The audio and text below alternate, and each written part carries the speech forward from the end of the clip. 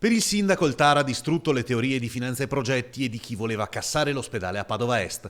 La sentenza del Tribunale amministrativo sul ricorso presentato in merito al nuovo nosocomio a Padova Ovest in sostanza accoglie totalmente la linea portata avanti dalla Regione Veneto. Questa sentenza chiude definitivamente la porta a Finanza Progetti e la porta su Padova Ovest.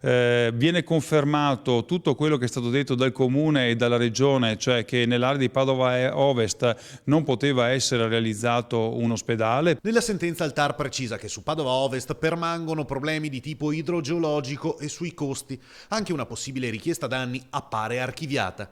Ora ci si attende un'accelerata per quanto riguarda l'accordo di programma. La Regione è pronta a iniziare i lavori, ma senza questo passo da parte del Comune niente ospedale. Ma io penso che già in un paio di settimane dovremmo firmare l'accordo di programma che comprenderà quindi la possibilità a richiesta della Regione di avere i terreni. A Bitonci replica il segretario cittadino del PD, Antonio Bressa. Ci auguriamo anche noi che non ci sia nessun risarcimento, perché dovrebbero pagarlo i cittadini padovani con i loro soldi a causa degli errori di Bitonci.